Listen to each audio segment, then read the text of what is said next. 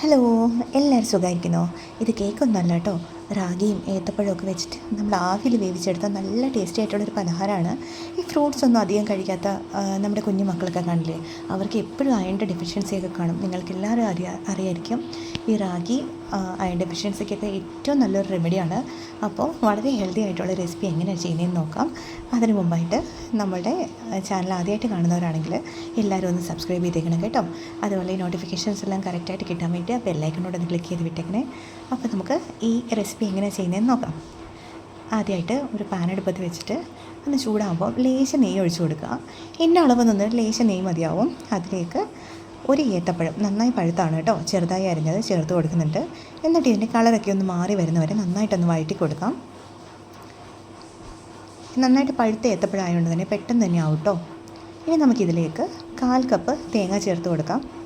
ചിരകിയ തേങ്ങ ചേർത്തിട്ട് അതിൻ്റെ ആ വെള്ളമൊക്കെ ഒന്ന് വറ്റുന്നവരെ ഒന്ന് വഴറ്റി കൊടുക്കാം.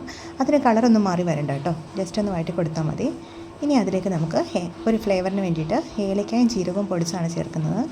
ഞാനിത് രണ്ടും ഒരുമിച്ച് പൊടിച്ച് വെച്ചിരിക്കുന്നതാണ്. നിങ്ങളുടെ കയ്യിൽ സെപ്പറേറ്റ് ആണെങ്കിൽ രണ്ടും ഓരോ ടീസ്പൂൺ വീതം ചേർക്കാം കേട്ടോ, പൊടിച്ചത്. അതോട് ചേർത്തിട്ട് നന്നായിട്ടൊന്ന് മിക്സ് ചെയ്യാം. ഇനി നമുക്ക് വേണ്ടത് ശർക്കര പാനിയാണ്. ശർക്കര പാനിക്ക് ഇന്ന അളവെന്നൊന്നുമില്ല, നിങ്ങളുടെ മധുരത്തിനനുസരിച്ച് ചേർക്കുക. ഞാനിവിടെ ടേസ്റ്റ് ചെയ്തിട്ട് ഇവിടെ എത്രയാണ് മധുരം വേണ്ടത് അത് മാത്രമേ ചേർത്തിട്ടുള്ളൂ. അതൊരു ചേർത്തിട്ട് നന്നായിട്ട് ഇളക്കി കൊടുക്കുക. ആ ഏത്തക്കയിലേക്കൊക്കെ ശർക്കര നന്നായിട്ടൊന്ന് പിടിച്ചു വരും. ഇനി നമുക്ക് ഇതൊന്ന് തണുക്കാൻ വയ്ക്കാം കേട്ടോ. ഇത് ജസ്റ്റ് ഒന്ന് തണുത്ത് കഴിയുമ്പോഴേക്കും നമുക്കതിലേക്ക് ഇനി വേണ്ടത് റാഗിപ്പൊടിയാണ്. ഇത് ഞാൻ 1/2 കപ്പ് റാഗിപ്പൊടി ചേർത്തിട്ടുണ്ട് ഇതിലേക്കായിട്ട്.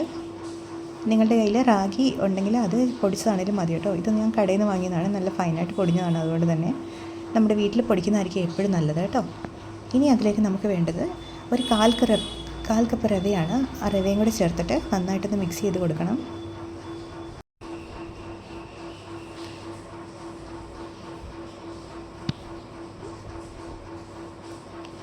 ഇനി നമുക്ക് കുറേശ്ശെ വെള്ളം ഒഴിച്ചിട്ട് ഒരു അല്പം അയഞ്ഞ ഒരു ബാറ്റർ തയ്യാറാക്കണം. അപ്പോൾ വെള്ളം ഒഴിക്കുമ്പോൾ വളരെയധികം ശ്രദ്ധിക്കുക. വെള്ളം ഒത്തിരി കൂടി പോകരുത്, കുറേശ്ശെ ഒഴിച്ചു കൊടുക്കുക കേട്ടോ. ഇതൊരല്പം ലൂസായിട്ടുള്ള ബാറ്ററാണ് നമുക്ക് വേണ്ടത്, കാരണം നമ്മൾ റവ ചേർത്തിട്ടുണ്ടല്ലോ. അപ്പോൾ ആ റവ ഈ വെള്ളത്തിൽ ഒന്ന് സോക്കാവുമ്പോൾ തന്നെ ഇച്ചിരി കൂടെ ഒന്ന് ടൈറ്റ് ആവും. അതുകൊണ്ട് ഒരല്പം റണ്ണി ആയിട്ടുള്ള ബാറ്ററാണ് ഞാൻ തയ്യാറാക്കുന്നത്. ഞാനിപ്പോൾ കാണിച്ചു തരാം കേട്ടോ എത്രയാണ് അതിൻ്റെ കറക്റ്റ് കൺസിസ്റ്റൻസിന്ന്. നമ്മൾക്കിങ്ങനെ കോരി ഒഴിക്കാൻ പറ്റുന്നൊരു കൺസിസ്റ്റൻസിയിലാണ് ഞാൻ വെള്ളം ഒഴിച്ചിരിക്കുന്നത്.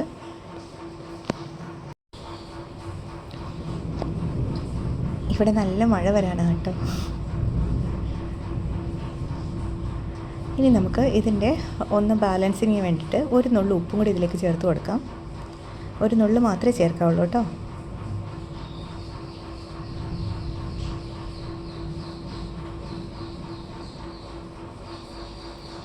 അപ്പം നല്ല സ്മെല്ലൊക്കെയുള്ള നല്ലൊരു ബാറ്റർ തയ്യാറായിട്ടുണ്ട്. ഇനി നമുക്ക് ഇത് ഗ്രീസ് ചെയ്തിട്ടുള്ള പാത്രങ്ങളിലേക്ക്, നമ്മൾ ഇത് ആവിയിൽ സ്റ്റീം ചെയ്യാൻ വേണ്ടി വെക്കാനുള്ള പാത്രങ്ങളിലേക്ക് ഒഴിച്ചു കൊടുക്കാം. ഞാൻ ഇതുപോലത്തെ 2 തട്ടാണ് എടുത്തിരിക്കുന്നത്. ഈ അളവിൽ എനിക്ക് ഇതുപോലത്തെ 2 തട്ടത്തിന് ഒഴിച്ചു വെക്കാനായിട്ടുള്ളതുണ്ടായിരുന്നു. അതായത് 2 നമ്മൾ ഈ അപ്പം റെഡി ആയിട്ടുണ്ട്. അപ്പോൾ ഈ പാത്രത്തിനൊരു 1/4 ഭാഗം നിറച്ച് കൊടുക്കുക. എന്നിട്ട് ഇഡ്ഡലി ചെമ്പിലോ അല്ലെങ്കിൽ നമ്മൾ എങ്ങനെയാണ് സ്റ്റീം ചെയ്യാൻ വെക്കുന്നത് അങ്ങനെ സ്റ്റീം ചെയ്തെടുക്കാം. ഇടയ്ക്ക് ടൂത്ത് പിക്ക് കുത്തി നോക്കുക വെന്തോന്ന്. ടൂത്ത് പിക്ക് ക്ലീനായിട്ട് വന്നിട്ടുണ്ടെങ്കിൽ വെന്തതാണ് അർത്ഥം. ഇപ്പോൾ ഞാൻ നോക്കുമ്പോൾ ഇത് ക്ലീനായിട്ട് വന്നിട്ടുണ്ട്. ഇപ്പോൾ ആവശ്യത്തിന് വെന്തു, സൈഡൊക്കെ വിട്ട് വന്നിട്ടുണ്ട് കേട്ടോ. ഇനി നമുക്കിതൊന്ന് തണുക്കാൻ വെക്കാം. നല്ല ചൂടാണിത്. നമുക്കിപ്പോൾ ഇതൊന്ന് ഇളക്കിയെടുക്കാൻ പറ്റില്ല. ഒന്ന് തണുത്ത് കഴിയുമ്പോൾ നമുക്ക് ഈസി ആയിട്ട് ഇളക്കിയെടുക്കാം. ഇപ്പോൾ നന്നായിട്ട് തണുത്തു. ഇതേ കണ്ടില്ലേ, 2 പാത്രങ്ങളിൽ ഞാൻ വെച്ചിട്ടുണ്ടായിരുന്നു. 2 നന്നായി തണുത്ത് നല്ല തിളക്കാണ് കേട്ടോ. ഇതിന് നല്ല ഗ്ലോസി ആയിട്ടുള്ളൊരു പലഹാരമാണ്. പിന്നെ ഈസി ആയിട്ട് തന്നെ ഇളക്കിയെടുക്കാൻ പറ്റും. ഇതിലേക്ക് നട്ട്സും ചേർക്കാം കേട്ടോ. നട്ട്സ് ചേർത്താലും നല്ല ടേസ്റ്റാണ്. എനിക്കിന്ന് നട്ട്സ് ഒന്നും ഇവിടെ ഇല്ലായിരുന്നു, അതുകൊണ്ടാണ് ഞാൻ ചേർക്കാഞ്ഞ്. നട്ട്സ് ഉണ്ടെങ്കിൽ മസ്റ്റായിട്ട് ചേർക്കാം കേട്ടോ. ആദ്യം ആ ഏത്തക്കയൊക്കെ വഴറ്റുന്ന കൂട്ടത്തിൽ നട്ട്സ് ഒന്ന് മൂപ്പിച്ചെടുത്താൽ മതിയാവും. ഇതുണ്ട്, ഈസി ആയിട്ട് തന്നെ അതിൽ നിന്ന് ഇളകി വന്നിട്ടുണ്ട്. ഇതുണ്ട്, നല്ല സോഫ്റ്റാണ്, നല്ല ടേസ്റ്റിയാണ് കേട്ടോ ഇതിന്. നമുക്കിതൊന്ന് മുറിച്ച് കാണിച്ചു തരാം. എൻ്റെ മകൻ റാഗി കഴിക്കില്ല. റാഗി നമ്മൾ കുറുക്കായിട്ടൊക്കെ കൊടുത്തു കഴിഞ്ഞാൽ കുട്ടിക്കാലം തൊട്ടേ അവൻ കഴിക്കില്ല. പക്ഷേ ഇങ്ങനെ ഉണ്ടാക്കി കൊടുത്താൽ എത്ര കൊടുത്താലും കഴിച്ചോളും. അത്രയ്ക്ക് ടേസ്റ്റിയാണിത്.